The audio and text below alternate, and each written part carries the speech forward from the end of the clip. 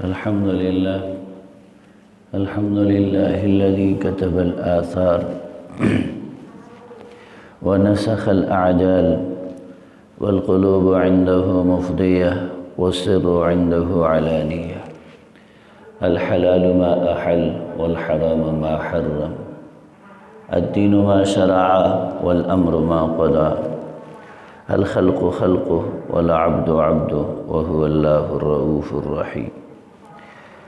الحمد لله جل وعلا، وصلى الله تعالى وسلم على النبي المصطفى ورسوله المجتبى وأمينه على وحي السماء، وعلى آله النجبى وأصحابه الأتقياء ومن بهديهم اقتدى وبآثارهم اكتفى من المفسرين والمحدثين والفقهاء إلى يوم الجزاء.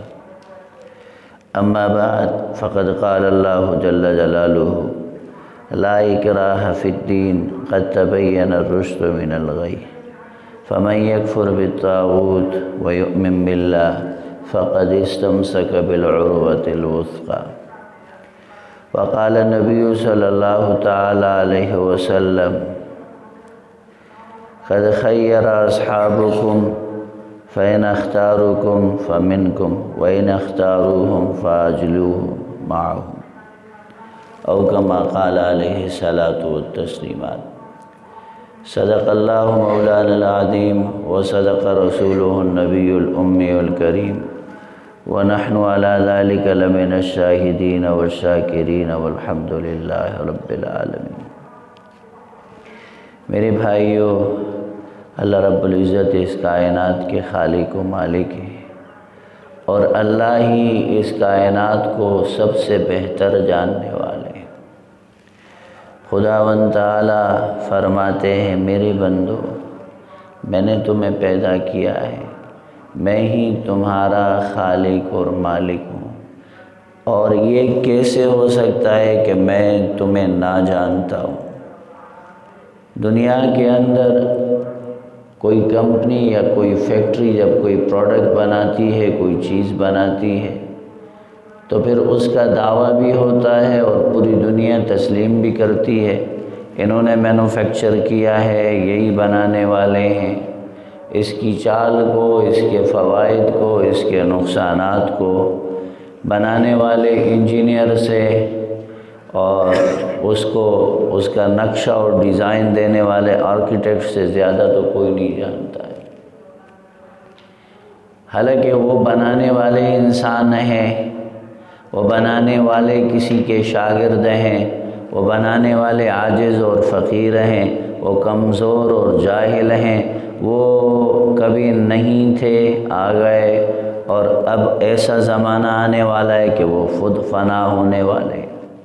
انہوں نے بہت سی چیزوں میں جہالت کو دیکھا اور بہت سی چیزوں میں اب بھی جاہل ہیں. میکینزم سے علمی طور پر تو واقف ہیں، عملی طور پہ واقف نہیں ہیں. جبکہ میرے اللہ کا دعویٰ اور میرے اللہ کی قوت اور اس کی حکومت، وہ کہتے ہیں: وَفِي أَنفُسِكُمْ أَفَلَا تُبْصِرُونَ يَعْلَمُ مَا تُبْدُونَ وَمَا كُنْتُمْ تُخْفُونَ وَمَا تُخْفُونَ فِي صُدُورِكُمْ. میں تمہاری بتائی ہوئی باتوں کو بھی جانتا ہوں، چھپائی ہوئی باتوں کو بھی جانتا ہوں، میں تمہارے دلوں کے اندر پوشیدہ احوال کو بھی جانتا ہوں، اور میں تمہارے جسم میں چلنے والے اس نظام کو بھی جانتا ہوں جس کو تم بھی نہیں جانتے ہو. تو جو نظام اور جو چیز میرے اللہ کی دی ہوئی ہے، جو اس کی اتاری ہوئی ہے، وہ ابد الآباد ہے، وہ پکی ٹھکی ہے. اللہ کی ذات کامل ہے، اللہ کا علم کامل ہے، اللہ کا قانون کامل ہے. احمق اور بیوقوف ہیں وہ لوگ جو انسانی سمجھ کے ساتھ، انسانی سوچ کے ساتھ خداوندی قانون کے اندر امینڈمنٹ چاہتے ہیں. اس سے بڑا بیوقوف دنیا میں آیا کوئی نہیں. ابو علی سینا کے بارے میں کچھ صوفیاء نے اپنی کتابوں میں لکھا ہے. ابو علی سینا بہت قابل انسان تھا، اور یہ جدید میڈیکل سائنسز سے بہت پہلے قدیم زمانے میں اللہ نے اس کو بہت علم و فن و عرفان دیا تھا۔ کہتے ابو علی سینا کہ گھر کے اوپر سے کچھ رسیاں لٹکی ہوتی تھی نیچے، جب کسی کو انہوں نے تشخیص کرنی ہوتی تھی، چیک اپ کرنا ہوتا تھا، تو بیمار رسی کو پکڑ لیتا تھا، بیمار رسی کو پکڑ لیتا اور ابو علی سینا اوپر اس رسی کو پکڑ کے محسوس کر لیتا قارورہ سے اس کو کیا بیماری ہے، وہیں سے دوائی لکھ کے دے دیا کرتا تھا۔ ایسا ماہر طبیب۔ کہتے ہیں کسی نے ایک دفعہ ابو علی سینا کے ساتھ مذاق کیا کہ ابو علی سینا کا بڑا دعویٰ ہے کہ ایک طرف مریض کے ہاتھ میں دھاگا ہو، دوسری طرف ابو علی سینا کے ہاتھ میں دھاگا ہو تو بغیر مریض کو دیکھے وہ اس کی بیماری بتا سکتا ہے، اس کی ضرورت بتا سکتا ہے۔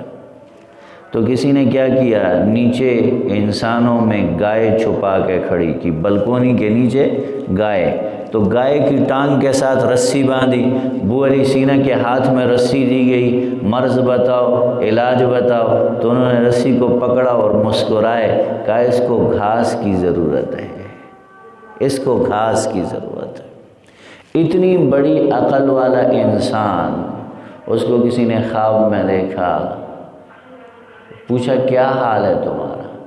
کہ جہنم کے پیندے میں ہوں، جل کے انگارہ بن چکا ہوں۔ کہ کیوں؟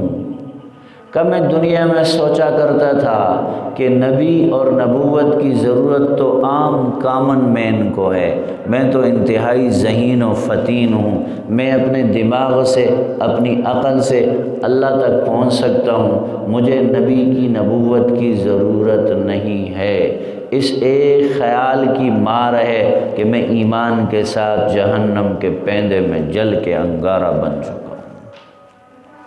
تو میرے بھائیو، اللہ کا قانون ازلی ہے، اللہ کا قانون ابدی ہے۔ جنہوں نے اللہ کے قانون کا توق اپنے گلے میں ڈالا اور جھک گئے اللہ کے سامنے، ان کو اللہ نے چمکایا، اور ایسا چمکایا ہزاروں سال گزر جاتے ہیں، وہ لوگوں کے دلوں میں زندہ رہتے ہیں۔ دیکھو نبیوں کے نام جہاں آتے ہیں تو علیہ الصلاۃ والتسلیمات، سرکار دو عالم صلی اللہ تعالی وسلم کا تذکرہ تو لوگ دل تھام کے بیٹھ جاتے ہیں۔ میرے نبی کے غلاموں کا تذکرہ ہوتا ہے، ابو بکر صدیق، کسی کو پتہ ہی نہیں کہ ان کا نام عبداللہ بن عثمان ہے، سارے ابو بکر۔ پیغمبر نے لقب دیا صداقت کا تو صدیق سے شہرت ہوئی، پیغمبر نے کہا فاروق اعظم تو وہ فاروق اعظم مشہور ہوا، پیغمبر نے کہا ذو النورین عثمان ذو النورین، پیغمبر نے کہا ابو تراب، علی کا نام ابو تراب پڑا، پیغمبر نے کہا ابو ہریرہ، عبد الرحمن تو پتہ ہی کسی کو نہیں کہ اس کا نام ابو ہریرہ کا نام عبد الرحمن ہے۔ جو پیغمبر سے صفت ملی وہ ایسے چمکے ہیں اس نام کے ساتھ کہ پوری دنیا، وہ جب بھی نام آتے بلال ابن ابی رباح، لوگ کہتے سیدنا بلال، سیدنا بلال۔ دیکھو ہمارے ہاں ہمارے زمانے میں بھی اس کا اثر ہے، عالم دین ہے، پیغمبر کی نسبت والا ہے، آپ کے علم والا ہے، آپ کی نیابت والا، نہ شکل دیکھتے ہیں، نہ خاندان دیکھتے ہیں، نہ رنگ روپ دیکھتے ہیں، نہ پراپرٹی دیکھتے ہیں، نہ بیک گراؤنڈ دیکھتے ہیں، صرف یہ دیکھتے ہیں کہ نبی کی وراثت میں سے حصہ کتنا ہے، علم کتنا ہے، گہرائی کتنی ہے، ڈیپتھ کتنی ہے، اس پہ عمل کتنا ہے، اس کی تاثیر کتنی ہے، اور حلقہ علوم میں علوم احباب علم و دانش کے اندر ان کا اثر کیا ہے، بس اسی پہ لوگ فریفتہ ہوتے ہیں۔ وہیں سے وہی محبت چل رہی ہے۔ اور میرے بھائیوں، جنہوں نے اللہ کے فرمان کو، اللہ کی چاہت کو، اللہ کے دین کو، اللہ کی مرضی کے مطابق اس کو فالو کیا، اس کے پیچھے چلے، اپنی اپنائیت کو، اپنی حیثیت کو، اپنی ذاتی چاہتوں کو اس میں انوالو نہیں کیا، ان کو اللہ نے چمکانے کا وعدہ کیا۔ میں چونکہ ان دنوں الحمدللہ یہاں بھی درس ہوتا ہے، اور جب میں گڑھی عبداللہ ہوتا ہوں وہاں بھی تفسیر کا درس ہوتا ہے، تو میرے لیے مشکل ہو جاتا ہے کہ میں جمعے میں کون سے مضمون پہ بات کروں۔ قرآن تو بحر ہے نا، بحر، اور بحر زخار ہے، یہ علوم اللہ کی طرف سے آ رہے ہیں، اور اللہ کے علوم اللہ کے علوم اللہ فرماتے ہیں وَلَا يُحِيطُونَ بِشَيْءٍ مِّنْ عِلْمِهِ۔ انسان تیری حیثیت کیا ہے کہ تو میرے علم کا احاطہ کرے؟ قرآن تو اللہ کے علم سے ہے، انسان تو لگے ہوئے ہیں 1400 سال سے 3 لاکھ تفاسیر لکھی جا چکی ہیں۔ صرف سورہ فاتحہ کی ایک تفسیر وہاں ہم نے علوم میں دیکھی تھی، شیخ نے دکھایا کہ 1500 جلدوں میں سورہ فاتحہ پہ لکھا ایک آدمی نے، 1500 جلدوں۔ اور میرے بھائیو یہ قرآن کے علوم میں ہیں، تو میرے لیے انتخاب مشکل ہو جاتا، میں نے بات کیا کرنی ہے؟ ایک تو 22 جمادی الاخری حضرت صدیق اکبر رضی اللہ تعالیٰ عنہ کی مناسبت، صبح سے میسیجز بھی آ رہے ہیں، بتلایا بھی جا رہا ہے کہ آج ان کی سیرت پہ بات کرنی ہے، اور ایک امت کی زبوں حالی، پریشان حالی، اس پہ بات کرنی ہے۔ عالم دین کا کام تو یہ ہے کہ لوگوں کو ان کی مرض بھی بتائے، ان کے فرض بھی بتائے، اور خدا کے دین کا قرض بھی بتائے کہ تم نے یہ سب کرنا ہے، یہ تمہاری ڈیوٹیز ہے، اور ساتھ ساتھ اولئک آبائی، یہ ہمارے باپ دادے ہیں، ان سے دین ہم تک پہنچائے، ان کی روش، ان کی ڈگر، ان کی زندگی، ان کی ادائیں محفوظ رکھو تو قائم رہو گے۔ جو اپنے بڑوں کو یاد کرتے ہیں نا، میرے نبی نے فرمایا جو اپنے بڑوں کو یاد رکھتے ہیں، بڑوں کا طرز عمل زندہ رکھتے ہیں، اور بڑوں کی بڑائی کو قائم و دائم رکھتے ہیں، اللہ ان کی شان و شوکت کو، ان کے ذکر خیر کو، اور ان کی شہرت کو، اللہ ان کی حیثیت کو 4 دانگ عالم میں پھیلا کے چھوڑتے ہیں۔ تو میرے بھائیو ایک تو وہ بات کرنی ہے جو میں نے آیت پڑھی ہے، جو مناسب ہے ہمارے حال کے ساتھ، ہماری چال کے ساتھ، اور ہمارے معاملات کے ساتھ۔ اللہ فرماتے ہیں لا اکراہ فی الدین۔ بہت چرچا ہو رہا ہے نا، دنیا میں بہت شور ہو رہا ہے، اسلام تلوار کے زور پہ پھیلا، اسلام تلوار کے زور پہ پھیلا۔ قرآن کتاب قانون ہے، سپریم لا ہے، حرف آخر ہے، اس کے سامنے ہر امت مسلمہ کے فرد کا سر تسلیم خم ہے، اور قرآن جس صاحب پہ اترا اور جس صاحب نے اپنے صحابہ کو اس کی تعلیم عملاً دی، اور صحابہ نے پوری دنیا کو کر کے دکھایا، کیا وہ قرآن کو نہیں سمجھے تھے کہ آج ہمارے جدید دور کے ٹیلی ویژن کے، انٹرنیٹ کے، سوشل میڈیا کے اسکالرز وہ سمجھ بیٹھے قرآن کو؟ قرآن کہہ رہا ہے لا اکراہ فی الدین، کوئی زبردستی نہیں ہے کلمہ پڑھنے پہ۔ ہم تلوار کی نوک پہ کسی کو کلمہ نہیں پڑھا سکتے، ہمیں اجازت ہی نہیں ہے۔ ایک شخص لڑتا نہیں، کافر ہے، تسلیم ہو گیا، اس کو مذہبی آزادی ہے، اس کی حفاظت ہماری ذمہ داری ہے۔ یہ قانون ہے، یہ خدا کا قانون ہے۔ اگر یہ قانون نہ ہوتا، آج کی تاریخ میں جا کے دیکھو، جزیرے عرب کے اندر نسباً عیسائی عرب موجود ہیں، عیسائی ہیں، نسلاً عربی۔ یہ جو آیات نازل ہوئی، یہ حضرت حسین نامی ایک صحابی تھے، انصار میں سے بنی مدلج کے ایک صحابی تھے حضرت حسین، وہ اسلام لے آئے عیسائی مذہب سے توبہ طائب ہو گئے۔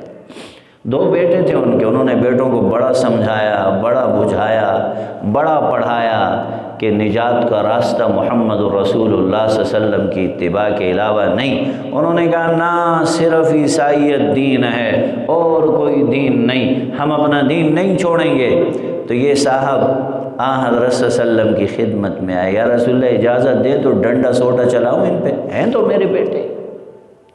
آپ نے فرمایا نا، قرآن آ گیا لا اکراہ فی الدین، دین کے اندر داخل کرنے میں کوئی زور زبردستی نہیں ہے۔ ہم کسی کو زبردستی مسلمان نہیں بنائیں گے۔ اسلامی جہاد تو اس لیے ہے کہ فتنہ نہ ہو، کافر میں دم خم نہ رہے کہ جب کافر میں جان ہوگی تو وہ فتنہ کرے گا، وہ فساد کرے گا، وہ جھگڑا کرے گا، وہ بچوں پہ بمبنگ کرے گا، وہ آبادیوں پہ بم برسائے گا، وہ سیدھے سادے بھولے بھالے مسلمانوں کی عزتوں سے کھیلے گا، ہسپتال میں پڑے ہوئے مریضوں کو نکال کے انڈونیشیا کی سڑکوں پہ ذبح کیا جائے گا، کشمیر میں بمبنگ ہوگی۔ اسی لیے تو اسلام نے کہا جہاد کرو، ان میں بدماشی کرنے کی سکت ہی نہ رہے۔ اسلامی جہاد تو یہ ہے، وہ ہم نے چھوڑ دیا اور ہم آ گئے بیک فٹ پہ اور اب وہ فرنٹ فٹ پہ۔ تو میرے بھائیو، اسلام نے علی الاعلان کہا قد تبین الرشد من الغی۔ ایک طرف ہدایت ہے، وضاحت سے بیان ہو گئی، دوسری طرف گمراہی ہے، وضاحت سے بیان ہو گئی۔ فمن یکفر بالطاغوت، جس نے طاغوت کا کفر کیا، طاغوت کا انکار کیا، ویؤمن باللہ، اللہ کی ذات پہ ایمان لایا۔ یہاں طاغوت کے بارے میں کہا پہلے کفر کرو، پہلے اللہ کے غیر کا انکار کرو۔ جیسے تم کلمہ پڑھتے ہو لا الہ، کوئی نہیں ہے، کوئی نہیں ہے، کوئی نہیں ہے، سارا میدان خالی ہے الا اللہ، اگر کوئی معبود ہے تو وہ ایک اللہ ہے، وہ ایک اللہ ہے، وہ ایک اللہ ہے، اس کے علاوہ کوئی نہیں۔ فمن یکفر بالطاغوت، یہ طاغوت کیا ہے؟ طغوا، اذهب الى فرعون انه طغى، قرآن کہتے ہیں جا موسیٰ، پکڑ فرعون کو، بڑا سرکش ہو چکا۔ مفسرین کہتے ہیں طاغوت وہ ہے جو اللہ کے مقابلے میں حاکمیت کا دعویٰ کرے۔ حاکمیت اعلیٰ ہمارے عقیدے کے مطابق صرف اللہ کا حق ہے، حلال و حرام کا اختیار اللہ کے پاس ہے، زندگی موت کا اختیار اللہ کے پاس ہے، جہان بنانے کا، آباد کرنے کا، یا اس کو مٹانے کا، ویران کرنے کا، کسی کو پیدا کرے، کسی کو مار دے، یہ سارے اختیار اللہ کے پاس ہیں۔ جس سے کوئی نہیں پوچھا جا سکتا، وہ ایک اللہ ہے۔ حاکمیت اعلیٰ صرف اللہ کی، جو یہ اقتدار کسی اور کو منتقل کرے، کسی اور کے لیے حاکمیت اعلیٰ کو ثابت کرے، وہ طاغوت ہے، وہ طاغوت ہے۔ اور جو اللہ کے مقابلے میں کسی اور کی حاکمیت کو تسلیم کرے، وہ بھی طاغوت ہے۔ اور جو خداوند تعالیٰ کے بنائے ہوئے قانون کے مقابلے میں دوسرے قانون پہ فیصلے کرے، کوئی ادارہ ہے وہ اللہ کے قانون سے ٹکر لے کے فیصلے کر رہا ہے، وہ طاغوت ہے۔ وہ عدلیہ ہے، وہ طاغوت ہے۔ وہ عسکریہ ہے، وہ طاغوت ہے۔ وہ مقننہ ہے، وہ طاغوت ہے۔ وہ پارلیمنٹ ہے، وہ طاغوت ہے۔ وہ تمہاری اسمبلی ہے، وہ طاغوت ہے۔ جو اللہ سے ٹکر لے گا، جو اللہ کے مقابلے میں آئے گا، تو میرا رب کہہ رہا ہے وہ طاغوت ہے۔ فمن یکفر بالطاغوت ویؤمن باللہ، جس نے اللہ کے غیر کا انکار کیا اور اللہ کے دامن کو تھاما، فقد استمسک بالعروۃ الوثقی، اس کے ہاتھ میں آیا مضبوط ہینڈل، مضبوط کڑا، اس کی گرپ بڑی زبردست ہے۔ حضرت قیس ابن عباد کی روایت ہے، ابن کثیر نے بھی نقل کیا، بخاری نے بھی کہیں نقل کیا اس کو۔ قیس ابن عباد فرماتے ہیں میں مسجد نبوی میں بیٹھا ہوا تھا تو ایک شخص باہر سے تشریف لائے اور ان کے چہرے سے شرافت ٹپک رہی تھی، بزرگی ٹپک رہی تھی۔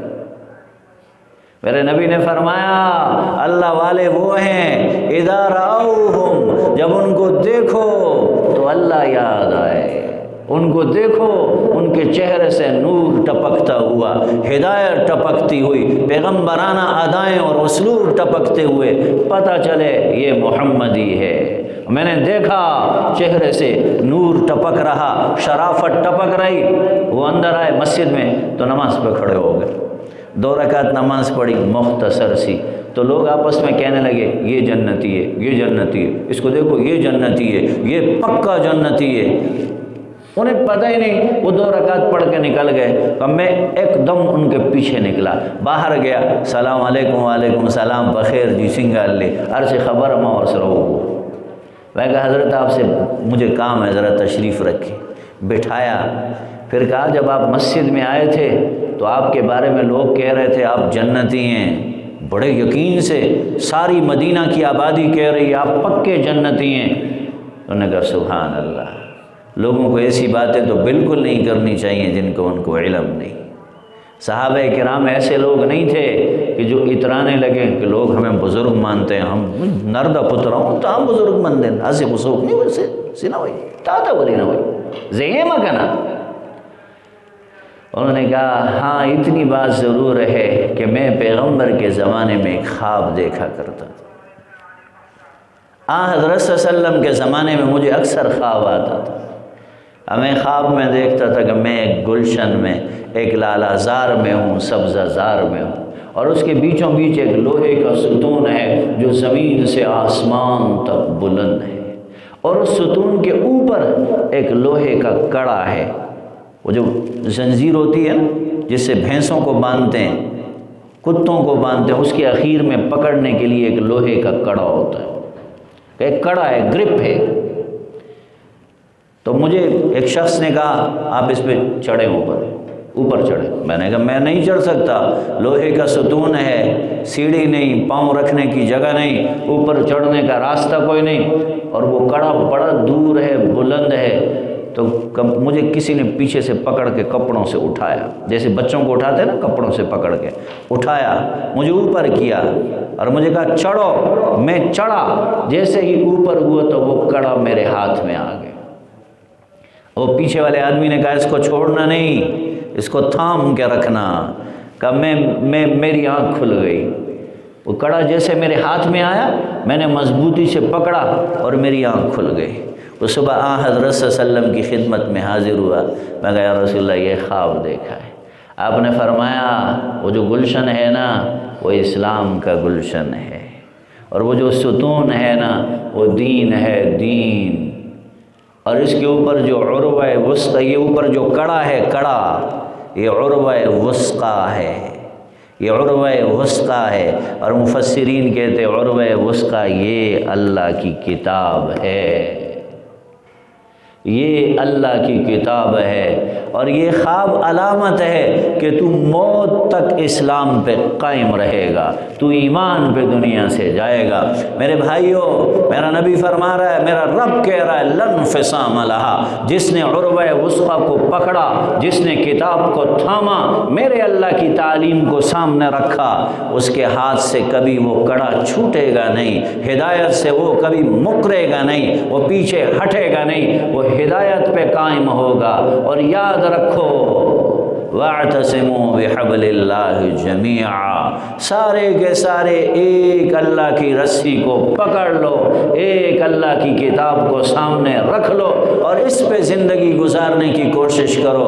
لن انفصام لہا، لن انفصام لہا واللہ سمیع علیم، اللہ تمہارے اندر دلوں کی باتوں کو سنتا بھی ہے، زبان کی باتوں کو بھی سنتا ہے، دلوں کے حال کو جانتا بھی ہے۔ جب تم اللہ سے دوستی لگاؤ گے تو اللہ ولی الذین آمنوا، اللہ تمہیں دوست بنائے گا، اور جب اللہ دوست بناتا ہے تو کیا کرتا ہے؟ یخرجہم من الظلمات الی النور، اللہ تمہیں کفر سے نکالے گا، اللہ شرک سے نکالے گا، اللہ بدعت سے نکالے گا، اللہ بے حیائی سے نکالے گا، اللہ بے شرمی سے نکالے گا، اللہ ہر کدورت سے، ہر ظلمت سے، ہر جہالت سے، ہر ناکردنی نافرمانی سے اللہ نکال کے ہدایت کا ایک ہی نور ہے، ایک ہی روشنی ہے، اور وہ میرے نبی کا طریقہ ہے، وہاں اللہ لا کے چھوڑے گا۔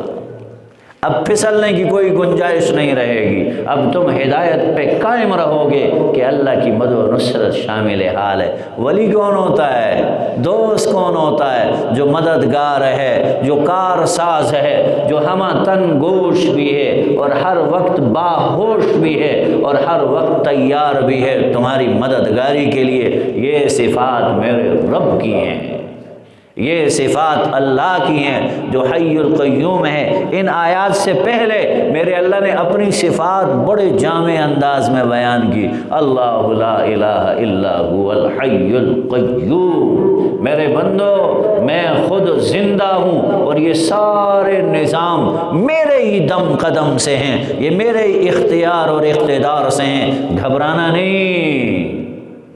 لوگوں کا ہاتھ پکڑ کے تم گھبرا جاتے ہو، میرا رب کہتا ہے میرا دامن تھامو، تم ذرا میرے دامن میرے رحمت کے سائے میں آ تو جاؤ، مجھ سے لو تو لگاؤ، پھر میں تمہیں کہیں بھی نہیں گھبرانے دوں گا۔ تو میرے بھائیو، اللہ رب العزت کی طرف لوٹنے کی ضرورت ہے۔ ہماری تو دعوت یہی ہے کہ ہم سب توبہ کریں، ہماری تو یہی دعوت ہے، نہ ہم کسی پارٹی کی طرف بلاتے ہیں، نہ آپ سے ووٹ مانگتے ہیں، اور نہ کوئی اور چکر ہے، نہ کوئی اپنی ذات کی دعوت ہے، نہ کسی اور نظام اور انتظام کی دعوت ہے، صرف ایک ہی ہے، اپنے اللہ سے لو لگاؤ، اپنے اللہ سے لو لگاؤ، اپنے اللہ سے لو لگاؤ، اللہ کی قسم اس کے علاوہ اور کوئی راستہ نہیں ہے۔ اور یہ دو ٹوک بات ہے، خدا کی کتاب کو سامنے رکھو، اپنی اولادوں کی تربیت اللہ کے رسول کے احکام کے مطابق کرو، پیچھے چھوڑ کے ایسی چیز جاؤ جو تمہیں وہاں آگے جا کر بھی نفع دیتی رہے۔ موت ویسے بھی یقینی ہے، اور آج کل زندگی کچھ زیادہ ہی بے یقین ہو چلی ہے، اس لیے موت سے پہلے موت کی تیاری اور زندگی کا آخری دن بہترین گزارو۔ بزرگان دین فرماتے ہیں ہر دن آپ کا موت سے ایک دن پہلے ہے، آپ کا ہر دن زندگی کا آخری دن ہے، تو ان دنوں کو قیمتی بنائیں۔ اللہ رب العزت آپ سب کا ہم سب کا حامی و ناصر ہو۔ وآخر دعوانا الحمدللہ رب العالمین۔ سنت